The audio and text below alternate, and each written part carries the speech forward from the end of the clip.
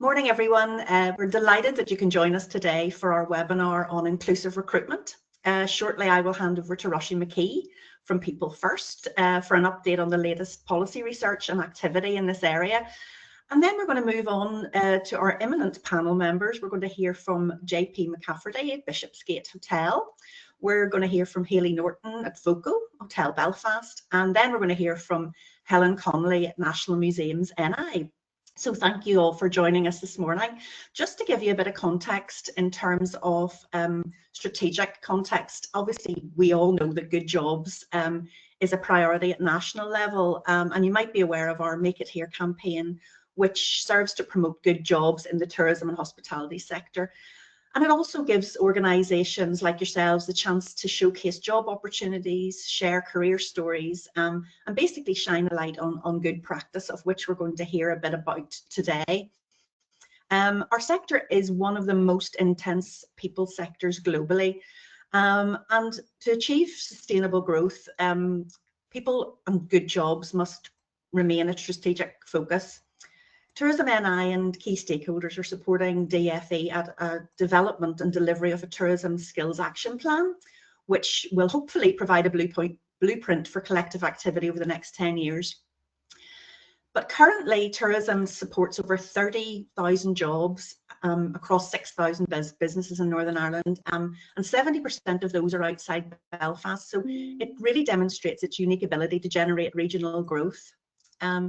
But we know the backdrop of rising cost of doing business is having an impact on the speed of this growth, and in particular accessing future skills and labour, and it impedes when you're trying to forecast demand. It's very, very tricky. So we're delighted to support this collaboration targeting sector employees to help you unlock new talent pools and address labour shortages.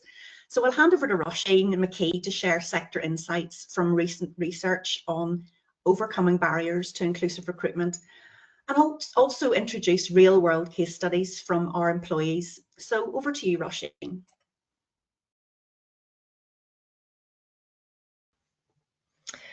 Thanks, Carolyn, for that introduction and providing the platform through Tourism NI to profile this important topic to explore how we can tap into more diverse labour pools.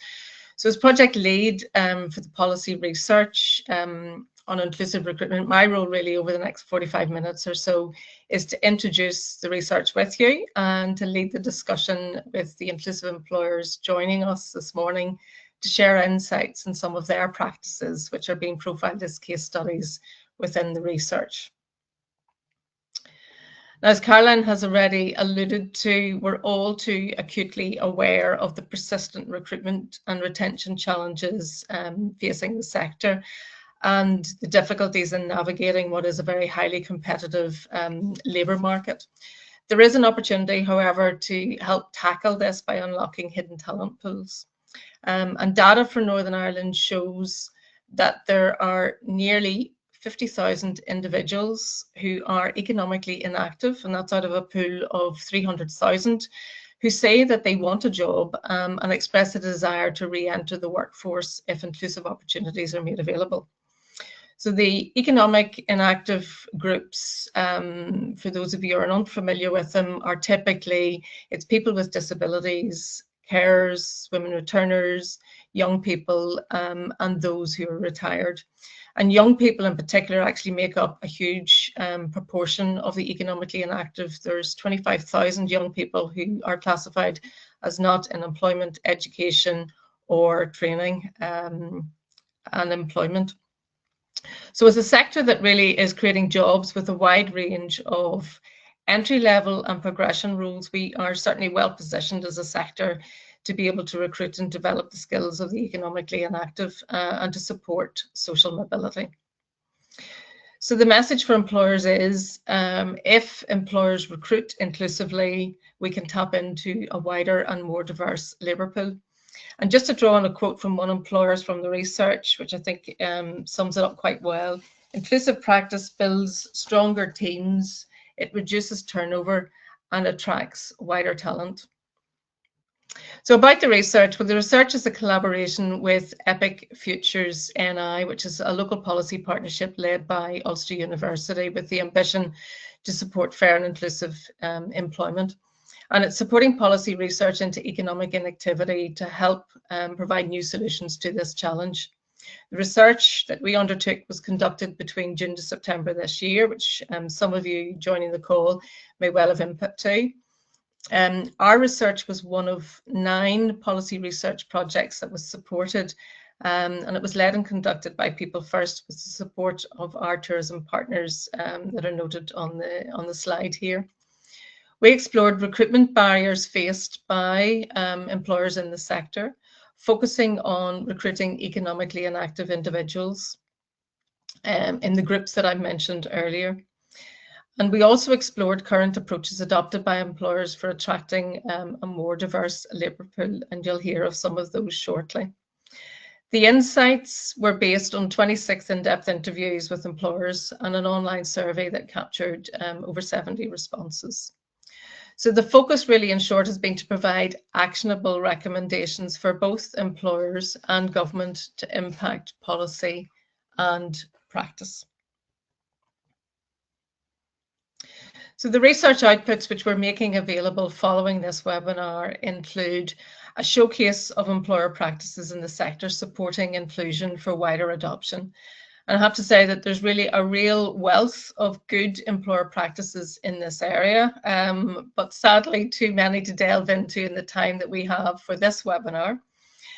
You'll find a wide range of practices that are made available, say in the supporting documents that will follow the webinar, around adapting recruitment, job design, things like workplace flexibility, so where employers are making changes to contracts, flexible hours, the support systems, particularly around health and well-being, to open opportunities for wider talent pools. So that's all included for you to digest in your own time.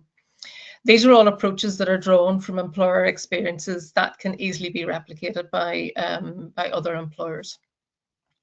There's also signposts to available supports in this space to help you widen your reach to some of those pools, including signposting to the financial support, such as the Job Start scheme, which has been reintroduced, as well as the signpost to employment support organisations who have dedicated expertise in this space that you can partner with.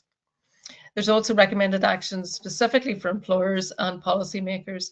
And just this week, we also shared recommended actions with the policymakers to help shape future policies in this area, calling specifically around support for better visibility of the supports that are there and greater financial incentives to support employers in getting much more engaged in inclusive activities. So turning to our employers, I'm delighted that we have the opportunity for you to hear directly from some of the inclusive employers about the practices that they have introduced to support inclusion and widen their talent pools.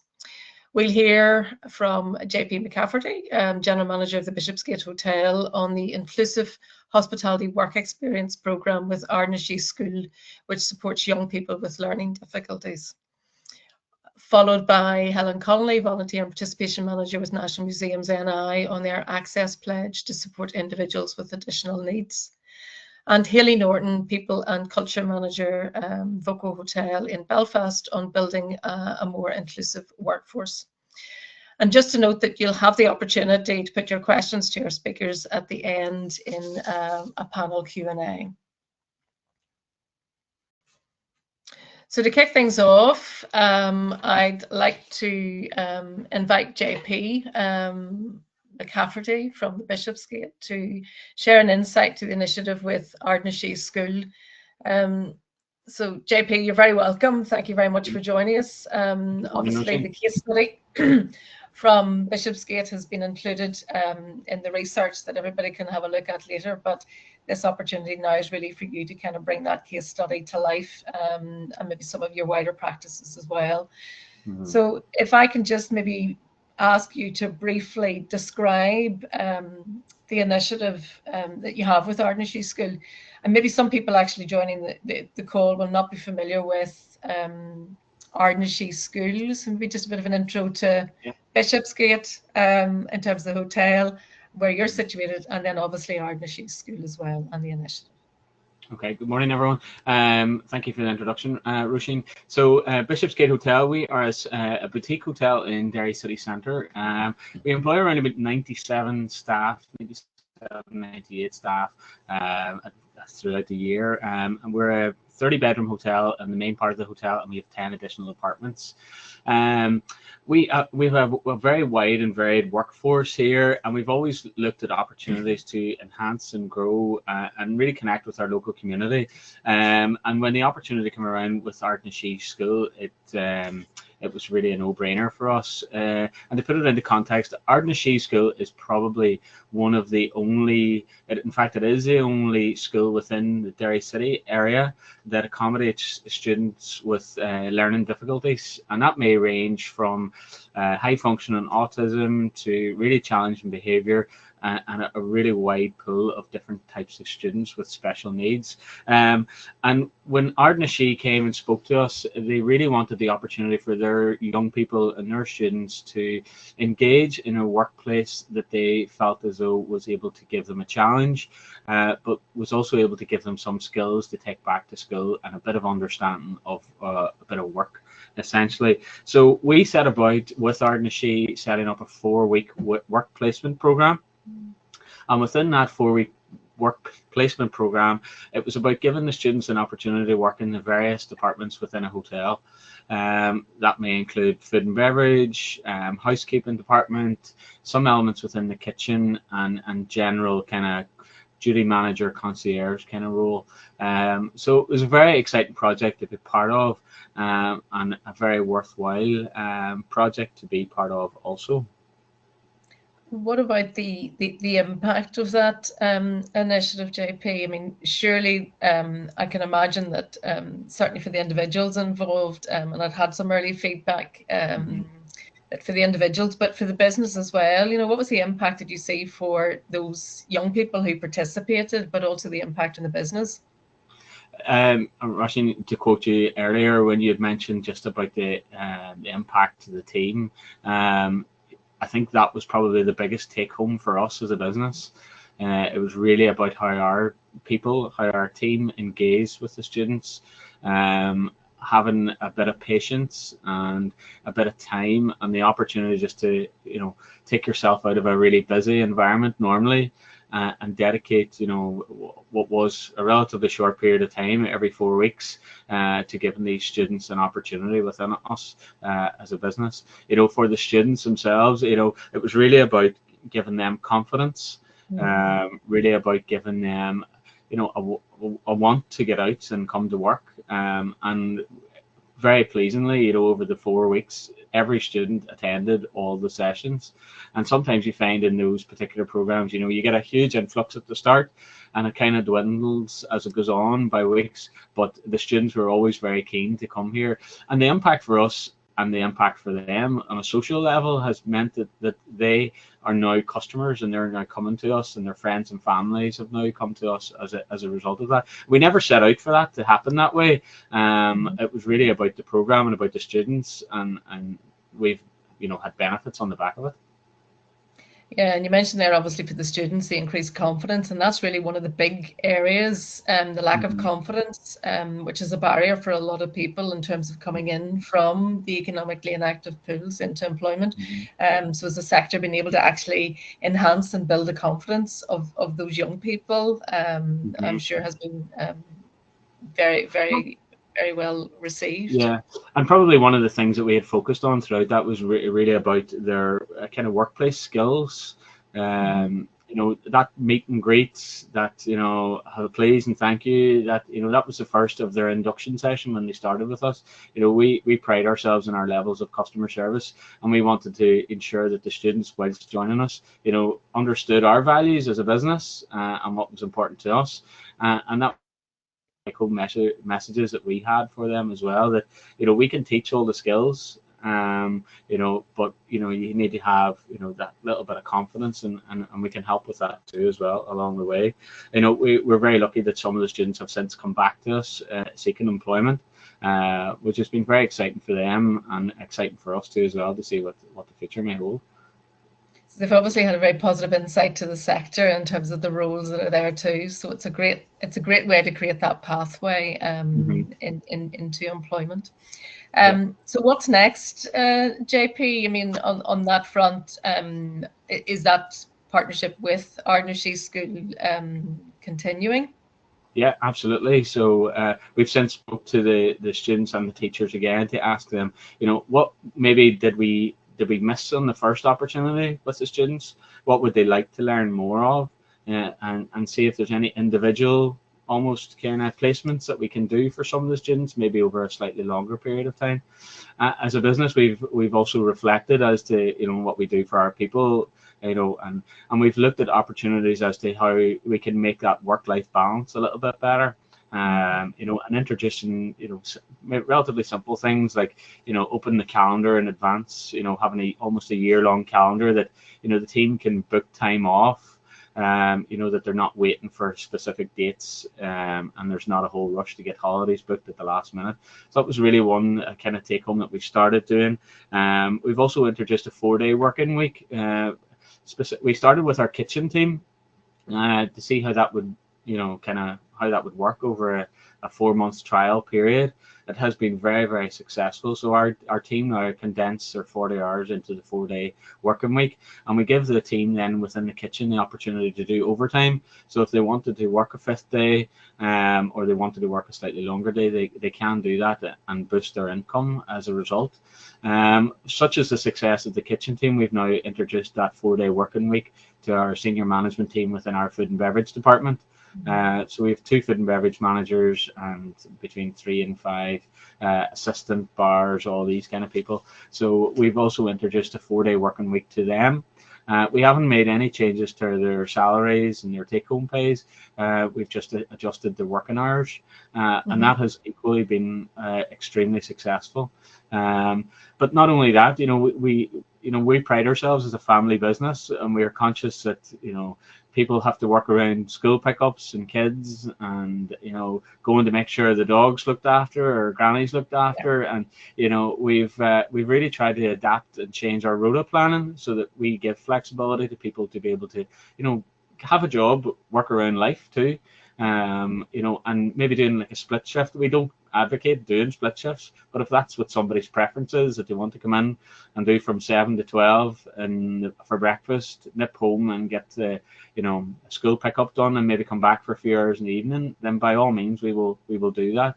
And we do that because we want to retain that member of staff. There's no sense losing a really good person just because of inflexibility. It's really about adapting to their needs, to our needs as a business, to ensure we keep good people around us. And what impact? I mean, are you seeing any impact in terms of retention or better attraction in terms of recruitment? Having implemented some of those practices. Yeah. That's probably one of the key messages we go out now with our recruitment. When we set out our recruitment strategies, we're really about promotion of that 4-day working week, condensed hours, flexible working patterns, and we've seen a real uptake in our application intake for various roles. We had an open evening last Thursday. We had over 50 attendees. We had, as a result of that, we were able to shortlist down. We've got an absolutely brilliant pool of candidates now to pick from, and we've often struggled, in that open night scenario to attract people, and we really feel as though that because we're sending that message out now of these various different ideas that we're doing, we're a much better and more attractive employer. We also pay very fairly. We're very much about, we pay above minimum wage, and making it's almost like a living wage as such, as opposed to just an entry level. And we pay an experience. So if you're a 17-year-old joining us and you have bags of experience, we will pay you on your experience as opposed to your age. And we feel as though that sets us above any of the other employers within the city. And certainly helps to bust many of the myths that surround the sector as well. Yeah. I mean, we all know coming out of COVID, the workforce, the whole flexibility piece is something which is greatly in demand. So it's great to be able to hear some of the positive strides that you're making, but more particularly to actually hear the impact that it's having on the business, both in terms of attracting in potential candidates because you're offering those inclusive opportunities in terms of flexibility, but also in terms of retaining the teams that you have there, because retention is really is the new recruitment. We have to be focused on being able to retain those teams because it is such a difficult labour market out there. So JP, I'm conscious we will come back to you for the Q&A session at the end, but thank you for that great insight. Certainly the initiative with Ardnashee School, it's one which I can only imagine has been far-reaching in its impact for everybody that's involved, the young people, and obviously as you're sharing for the business itself. And it offers great potential to be adopted more widely by employers across the sector. So thank you. I'll now move on to one of our other case studies, and say we'll come back to you shortly, JP, in the Q&A to be able to pick up on anything further. So if I could now invite Helen Collinley from the National Museums NI to tell us about the Access Pledge. Helen, you're very welcome. Thank you very much for joining us. And again, another very interesting initiative introduced from National Museums NI around inclusion. So can you again just briefly give us a little bit of an introduction just to yourself and your role within museums, because I know that that's particularly pertinent to this particular initiative, being the volunteer manager. And maybe just what has led to the introduction of the Access Pledge. Yeah, certainly, Roisin, and thanks for inviting me along today to talk about the Access Pledge. So I'm the volunteering and participation manager for National Museums NI. So many people on the call will know a lot of our public-facing sites, of which we have 4. So the Ulster Museum, Ulster Folk Museum, Ulster Transport Museum, and then down in Omagh, the Ulster American Folk Park. So my job in the organisation is about looking for ways that we can engage with our local community through volunteering. But I also sit within the HR and OD team within National Museums, and you know, it was interesting, Roisin, listening to you at the beginning of the seminar talk about, you know, many different ways that we access different recruitment pools, and you mentioned Job Start. So Job Start being one of the things that we do as well. But I'm here today to talk about an initiative that I've been close to, which is what we now term our Access Pledge. I suppose if I could just say a wee bit around how it came about and why it came about.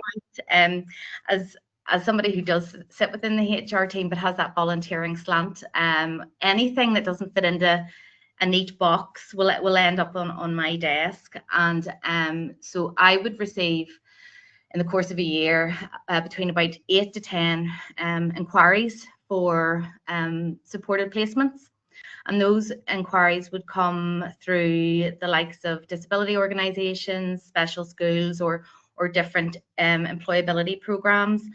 And these were people who were looking for people who were not maybe yet ready for not just even mainstream employment, but mainstream volunteering.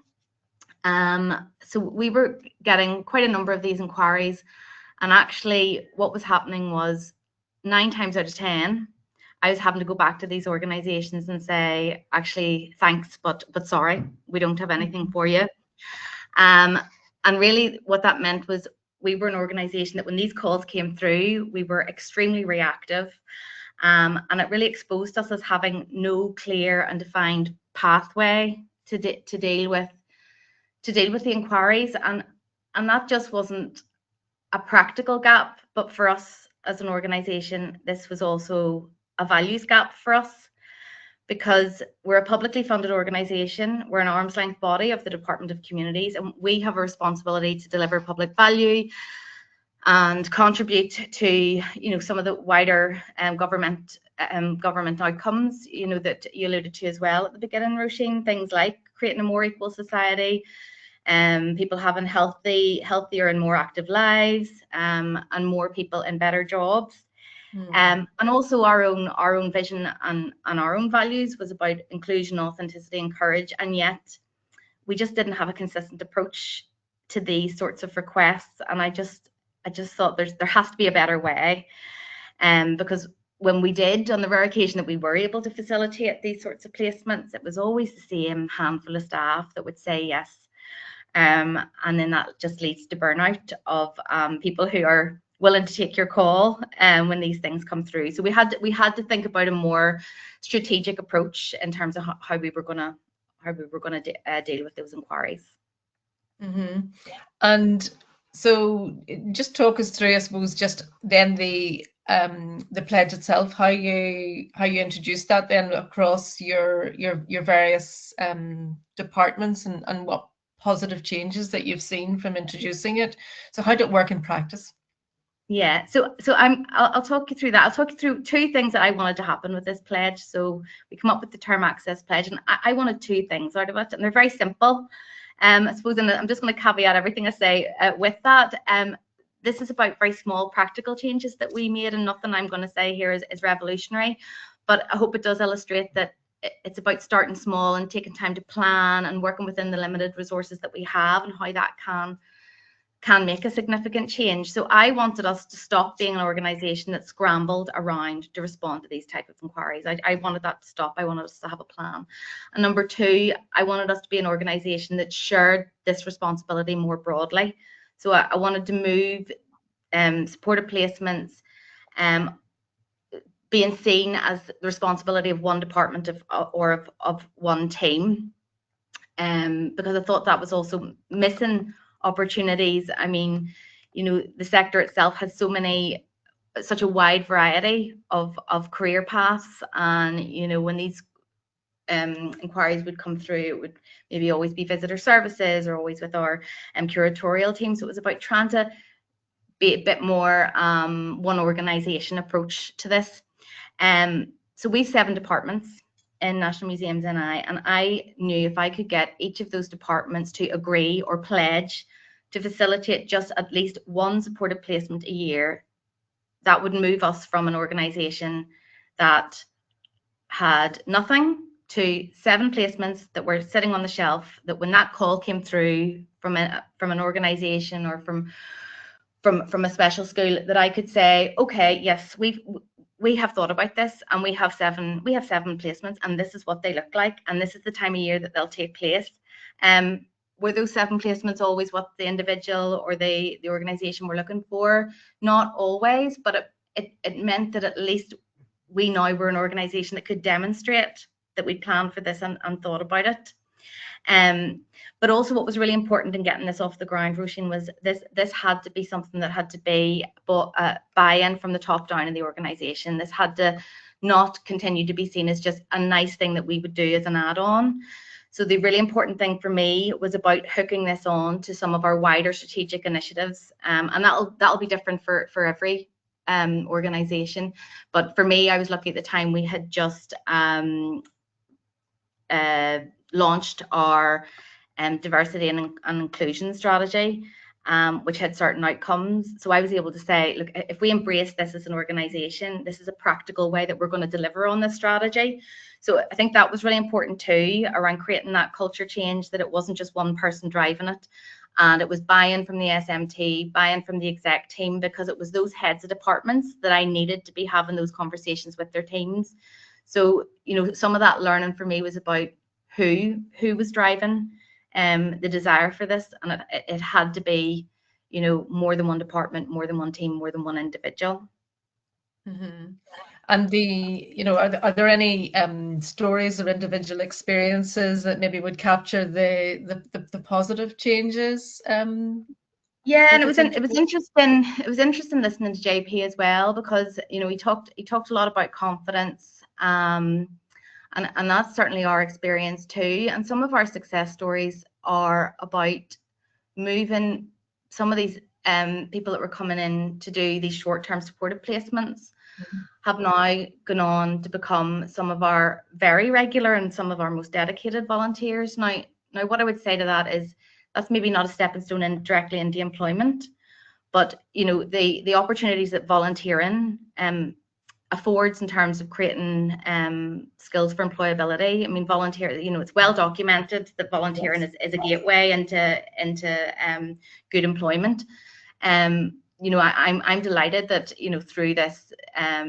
through this initiative, we've seen a number of individuals continue on with us and go on to become employed, maybe even outside from us, or moving on to further education, have been some of the outcomes, and that has been about building confidence. But it's also, and JP talked about this too, it's about the building the confidence of us as an organisation and our teams. This really is a two-way learning streak, because inclusion, it's not always comfortable, and we are asking our colleagues to do things that maybe they hadn't planned to do, but also are underconfident themselves and doing, and maybe a wee bit uncomfortable to do. So there's been a real learning curve in terms of us being able to create the spaces and the culture where we feel confident to bring people in, and we know that we'll give them,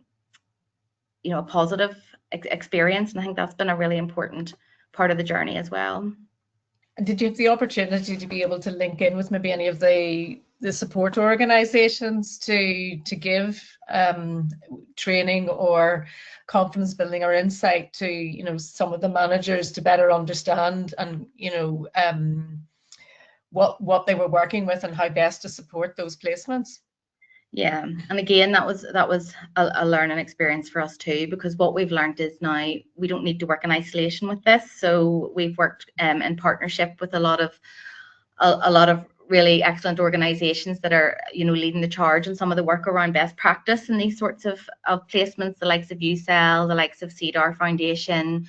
We've worked with other disability organisations such as RNIB, MENCAP, Leonard Cheshire, who are coming to us not just with the ask, but also the skills around preparing us around how to make reasonable adjustments, how to tweak certain tasks, and they're with us then throughout that placement. If maybe something does go wrong, that we can reach out to them for advice and around how to deal with some of the issues maybe that have come up.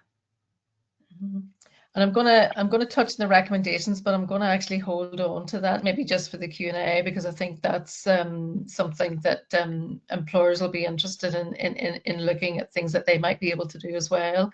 So I know, Helen, that you noted that it's one project or one initiative which was about sort of small practical changes, but it's very easy to see that it's obviously had significant impact there, and certainly something that could be easily replicated in terms of wider adoption across the sector as well.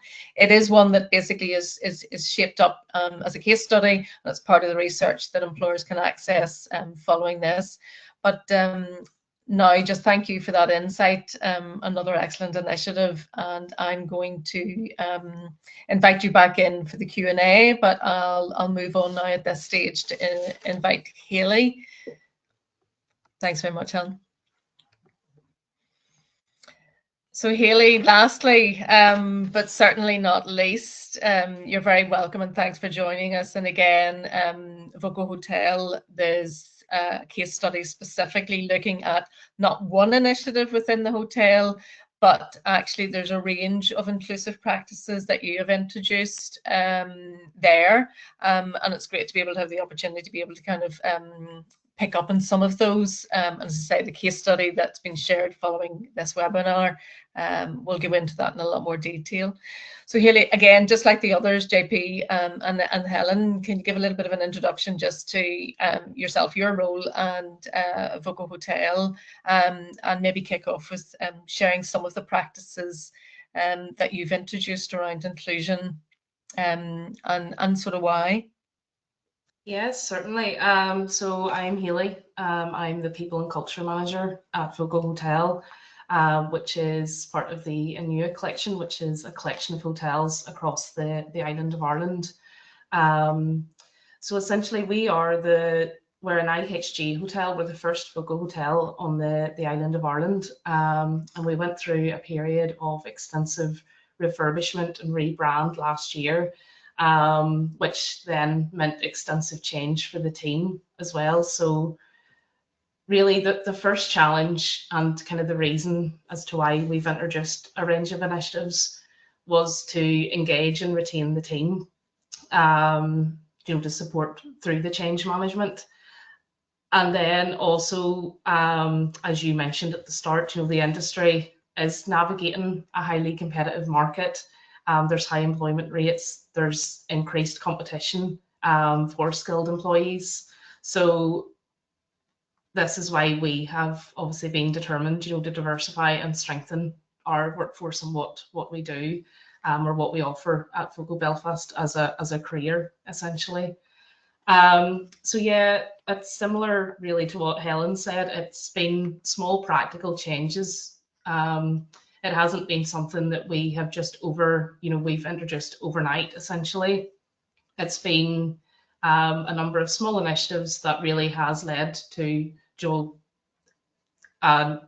I suppose a more kind of in-depth people strategy in terms of inclusion and DEI. So the first initiative really that we introduced or that I'll discuss today, is really around flexible and family-friendly working. Essentially, we identified that there was quite a large number of people with families, caring responsibilities. So we identified quickly that flexibility is really a non-negotiable to keep our team happy, to retain our staff. So look, some of the measures that we introduced were really around flexible hours, job sharing, and that's particularly within management roles, but also at all levels, within the business. We've introduced options for casual contracts and hybrid work, so flexibility around how and when people work. And then this year, we also introduced enhanced maternity, paternity, and adoption pay, again linked to our new family-friendly strategy, because that stems into the kind of the demographics of the workforce that we currently have. In the report, or kind of in the case study, I did note in terms of our flexible work, and it's very rare that we have to say no. Whenever there is a genuine need for flexible working, or even at recruitment stage, we're discussing flexibility and the requirements, then. So yeah, it's very rare that we have to say no, or we can't find a way. If someone is engaged and has the skills, essentially, we'll do what we can to support them within the business.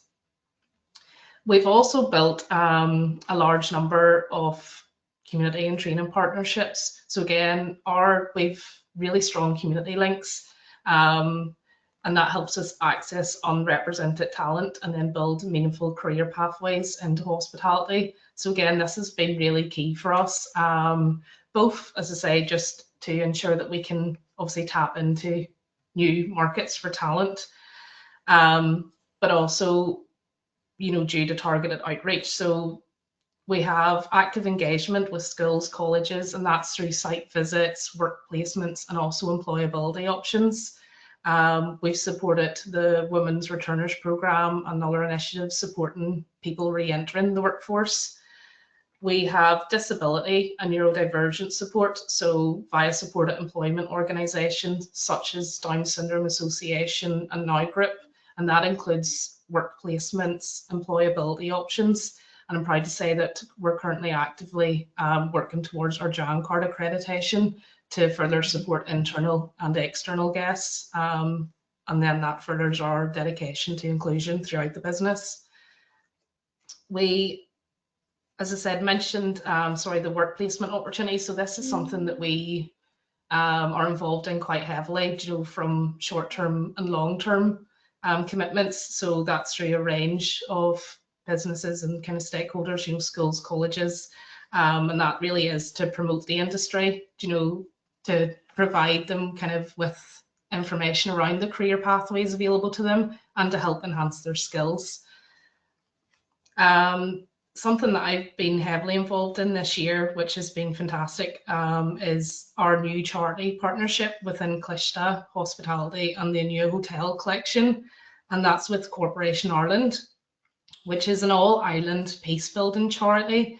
And so this year we were able to put together a 2-day residential, a hospitality-themed residential, in Radisson Blue Athlone, and we were touching on themes such as sustainability, social media, and then encouraging development and skills, so around communication, leadership, and negotiation. And then we've also had 14 mentors within the group this year, mentoring young people. So again, that charity partnership was incredibly important to us throughout the hotel group, as it supports inclusion to create meaningful career opportunities throughout the island of Ireland. We're also heavily involved from a community point of view with Linen Quarter bid in terms of their initiatives. So we would have team litter picking, planting, and then involvement with the React Festival and Health Week. And then also around the next area I'm going to discuss really is around skills development. So again, something that was identified quite early on was around the skill set, with us undergoing a rebrand from, to a lower kind of market hotel to a higher market hotel. We really had to elevate the skills and the service levels that we offered within the hotel. What we've done there is essentially focusing on developing internal talent. So investing in training and leadership pathways, so that ensures that employees can grow as the business grows. So we offer a range of partnerships to boost internal talent, and that can be in-house or with colleges, local colleges and schools as well. We've also have had heavily investment in trainee management and leadership development programs, both at hotel and group level. And then also around our recruitment processes. So recruitment processes have been redesigned so they're transparent, consistent, and accessible. So we offer structured interviews, diverse panels, and behavioural questions. And then we have regular manager training on bias, reasonable adjustments, and inclusive recruitment. Culture and well-being as well has been incredibly important to us. Just as I mentioned at the start, this hotel was really going through a transformative period. It was challenging, it was busy, there was busy demands. Sometimes communication was a challenge. So from our point of view, we wanted to ensure that the environment that we provided was an environment that the employees could thrive in. So for us, what we done was we introduced dignity and respect, equal opportunities policies, and they were embedded in onboarding, and then with regular training as well, which was both tailored to team member and leadership levels. We also introduced a health and wellbeing partnership, so with Northern Ireland Chest, Heart and Stroke through their Work Well, Live Well programme, and trained health champions in the business. And that has meant monthly themes to address our actual key health and wellbeing priorities throughout the hotel. So it was tailored to the needs of the hotel and the teams. Last year, we introduced a menopause policy, and we done that with management training, team member toolkits, to support employee well-being. And as I say, the reason for that was just due to the demographics of our workforce. There was identified to be a need there, so it was great to be able to address that quickly and directly.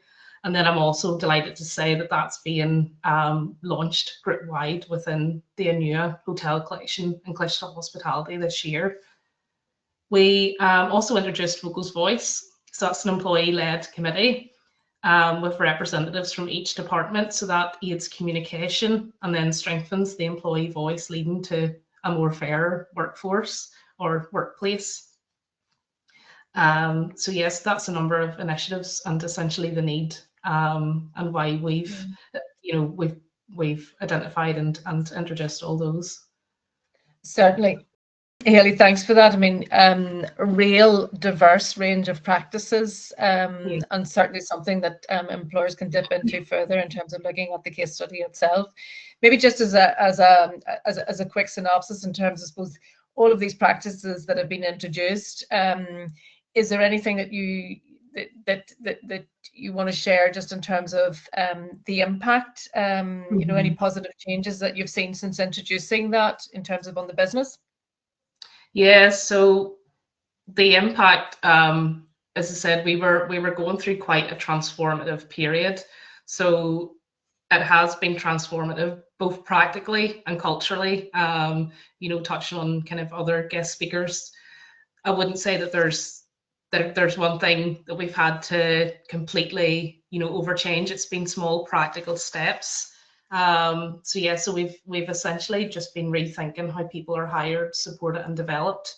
And that's created measurable business benefits while fostering a stronger, more connected workforce. I'm proud to say as well that, so I'll touch into the results, but the positive impact on people, which we've seen in the organisation, has also translated into improved business outcomes and stronger overall performance. We're a commercial business, so that obviously matters. So some results, so in terms of our retention rate at leadership level is 81%. So again, that heavily reduces turnover and recruitment costs, and essentially, hard to fill senior roles. We have improved engagement and diversity across teams. And I'm proud to say that our recent engagement survey, we've noted a 14% growth on trust in comparison to last year. We've seen a 25% increase in colleagues feeling supported and encouraged to balance the work life and personal life at Focal Belfast, again, which really kind of cements the work that we're doing around the flexible working. We want people to feel that they can balance their work life with their personal life. We have greater confidence around disability inclusion and accessible hiring. And we have a more inclusive leadership pipeline through internal progression. So this year we've had 9 internal promotions. 64% of above entry roles have been filled with internal talent, again, reducing the recruitment costs and the need to recruit. And then from kind of a guest service piece as well, so guest service metrics have also been positively impacted. So we've seen strong positive growth there. A key example really is this time last year, well, around October last year, we were sitting 48th out of 50 in the city. We're now ranked 6th in the city for customer service, again, demonstrating the substantial progress in both reputation and the guest service that our team offers. Commercial performance as well. So again, we've seen a massive improvement there. Despite operating this year in a challenging market, we've achieved growth across commercial, rooms, food and beverage, resulting in stronger profitability for our owners and stakeholders, which, as I say, we're a commercial business. Obviously, inclusion is the right thing to do, but it's good then that it does translate into business goals and meets objectives as well. Yeah. Certainly those impacts are very, very impressive, and certainly signal the fact that inclusion does work and has that impact. So look, Hayley, a lot of practices there, and I know that we could dedicate a lot more time to it. Thank you very much for that insight. And as I say, employers can dip into the case study to be able to unfold more. So I'm going to bring everybody back in again now, really at this stage, just for the Q&A as a wrap up. So if I could invite Helen and JP to come back on camera for the Q&A, please. So just thank you very much for those insights. This is really now the opportunity for the audience to ask some questions from our speakers. And I've got a couple of questions that have been raised here, just that I can see that I'll bring in. And I think they're probably ones that I'll share around each of you, just to maybe take in turn. One around just if you were to give one piece of advice to smaller operators who want to start this journey to tap into a more diverse talent pool, but they don't have the HR team, what would it be? So it's a piece of advice more for smaller employers. JP, I'm going to come to you first. Advice. Any piece of advice? Probably the thing that I've taken over the last probably number of months and years is don't take the CV as the full picture for someone. I found that a lot of people, whenever you actually take the time to meet them, their CV doesn't paint the picture that it should. And quite often they have hidden talents. And quite often what we do is at kind of the conclusion part of our interview process is we ask the candidate to tell us something about themselves that's not written on their CV. and you often get a very some unusual answers, but it creates, you want to learn a little bit about the person as opposed to just taking what's on the CV. So that would be my advice, is that don't dismiss a CV just because it maybe hasn't had all the I's dotted or the chat GBT ran through it and all these kind of things. Is get the people in front of you and then make up your minds. Okay, and great. Hayley, I mean, obviously you're in HR, so maybe for the benefit of those obviously that don't have HR, what would your advice be? Yeah, so talking from even experience, so I joined the hotel whenever there previously was no HR department in place. So I was in a similar position in terms of you don't have that full kind of HR team, or you don't have everything in place. So look, my advice really is yeah, start small. What are you trying to achieve, or try and identify where your gaps are, or potentially where your priorities are within your teams. Is really, start with the why, and what you're looking to achieve. And also communication is really key. So again, explaining the why. So being in a HR kind of role, everyone has different priorities. You're up against operational priorities, commercial priorities. It's not who shouts the loudest. It really is explaining the positive impact that it can have, and getting buy-in and communication. I think, as I say, I discussed a lot of initiatives, but as I said, it hasn't happened overnight. It's really small steps that have been identified through business needs. Yeah, and I think that's very important, because it can be very overwhelming to come into this area. So it's picking off something and taking it one bit at a time. And Helen, anything from you, even drawing just directly from your own experience with the Access Pledge, in terms of if anybody was looking to adopt that again, what would be the one piece of advice?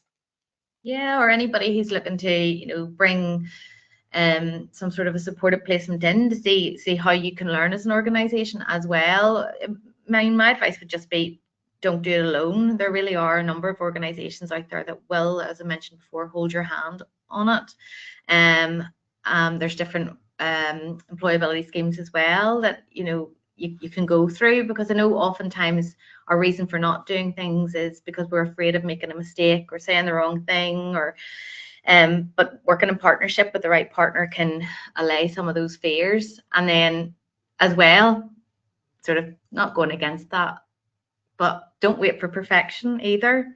It's better to do something than hold off forever, because you're waiting on some sort of perfect environment that is never going to exist. Because if you start small, like everybody else has said, and take that controlled risk, it will be a really important learning curve for the organization.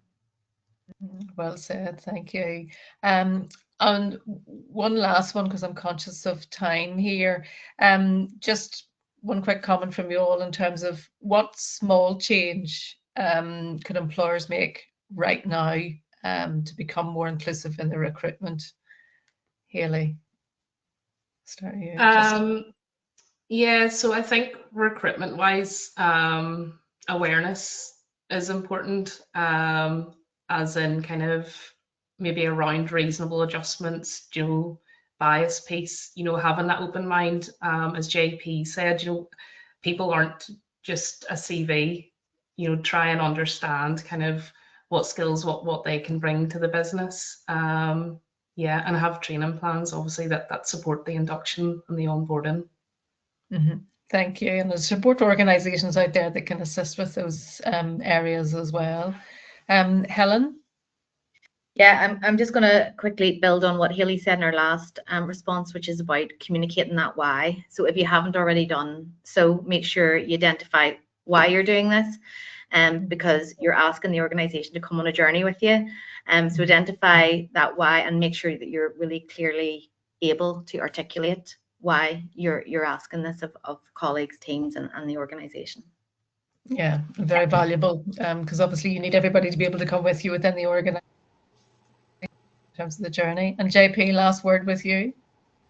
Small Probably change. just ensuring that the induction process and that welcome for you know is done correctly. There's nothing worse than having such a, you know, you get to the stage that you've employed somebody and then you just fire them in at the deep end, and then you lose that person very quickly. So having that correct induction process, follow up with the team, you know, and having that, you know, should it be every other week meeting with them for the first couple of months just to make sure that the team members settled well. I think that would probably something that, you know, we've certainly taken home, certainly something we're trying to do better at. We're not perfect, don't get me wrong, but it's something we're definitely trying. Okay, great. Thank you. Fantastic advice there. So just really, as I've said, in the interest of time, I'll wrap up here. And if there's any questions that we've been able to answer, just to note that actually we will include a response in the follow-up communications to this webinar. So really all that's left for me to say before I hand back to Carolyn is to thank our panel for your insights, excellent insights, tips and advice, which I've no doubt will inspire wider adoption across the sector. And we are saying start small if you're new to this. And I'd encourage those joining all to download, obviously, the employer practices and the case studies that support the webinar, but also the signpost to the supporting resources, because there are organisations out there who can help and support you on this journey around inclusive practice. And make a commitment to one thing that you could do to advance your practice and appeal as an inclusive employer. So thank you very much for joining us. Thank you to our panel. And I'll hand back to Carolyn. Thank you so much, Roisin, and thank you so much, everybody. That was so inspiring, and I've noted down, I've taken lots of takeaways. I don't know how you're doing it all. Obviously, some practical things there. I think the takeaways for me were just give things a go. Helen, as you say, it's not perfect. You know, you tried JP, you tried your 4-day week, you trialed it and then it worked. Everybody's given things a go.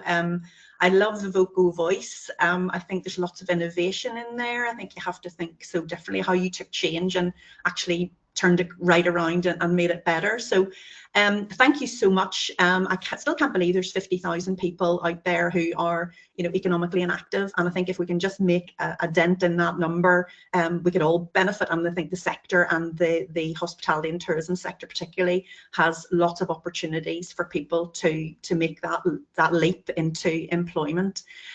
So I am just going to take a wee second and thank you very much, everybody, once again, and thanks, Roisin. As Roisin said, all the resources are going to be up on tni.com and on People First site, so you'll be able to download anything that you need today. We have lots of things coming up in our spring program. There's some things coming up towards the end of this year. And if I can just get the next slide, that's great, thank you. So we've got a spring program lined up. There's quite a lot of going on towards the end of this year as well, but we have an AI webinar series, which is proving very popular. People want to demystify AI, so there's dates there, 15th of January. It's about analytics, and then we've got a fantastic one, 10th of February, it's about AI for accessibility, so how you can use technology to actually help make your business more accessible. We will be having innovation tourism, we'll be having regional roadshows. We're going to have a marketing masterclass when our new campaign launches in the spring. We're looking at a tourism conference at the moment, and we have sustainability storytelling. We have more Make It Here, which is very relevant for today, and that's really about careers and progression. And then we're delving into luxury tourism. So all these dates and ability to register are on tni.com if you just click in and you go to events section. And I hope to see you all either towards Christmas or in the new year. And thank you very much for joining us today.